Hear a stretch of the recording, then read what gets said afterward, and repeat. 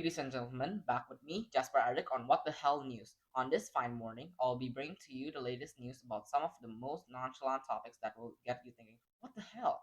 Without further ado, let's get to it. On Thursday, 23rd January 2025, a business class passenger on board a Singapore Airlines plane from China to Singapore decided to expose himself to an air stewardess after just downing 2 glasses of champagne.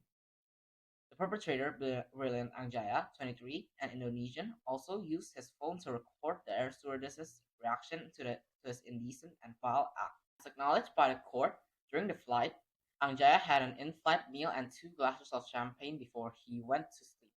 After he awoke, he went to the toilet to relieve himself.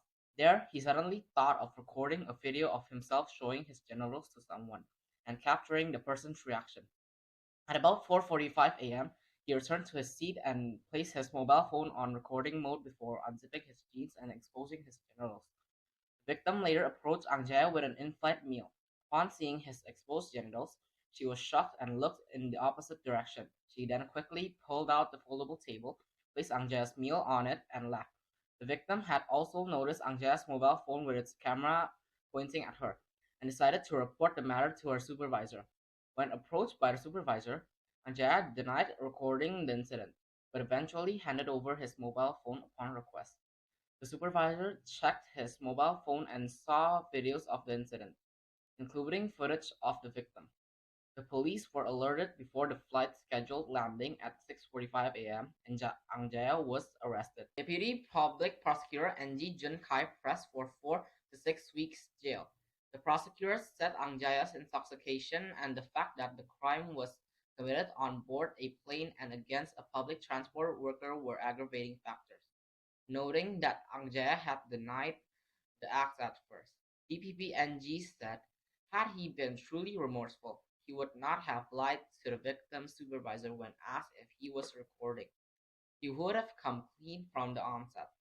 Angjaya's lawyer, Mr. Naveen Tavar, said his client was in a troubled state at the time and drank champagne to knock out, as he could not sleep on the flight.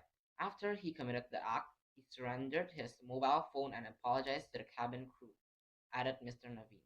Angjaya also wrote an apology letter to the victim, which his lawyer read in court. In the letter, Angjaya wrote that he was leaving China for good after studying there for around 5 months, and was troubled because he did not know when he would get to see the friends he made there again. What I did was very stupid, but I believe you deserve an explanation why I did what I did, wrote Angjaya, adding that he knew his reasons did not justify his action. He continued, you do not deserve the distress and complications I caused you. I hope it gives you at least some comfort knowing that I will face justice for my actions. Judge Kwan said the alarm caused to the victim was heightened in the context of a business class cabin, where flight attendants would have more personal contact with passengers. Judge said the defense has characterized the offense as a highly inappropriate prank. I hold a different view. It was perverse enough for Angjaya to even contemplate how someone might react to his indecent exposure. Nevertheless, Judge Kwan accepted that Angjaya had exhibited genuine remorse. Angjaya was granted permission to call his father in Indonesia after sentencing.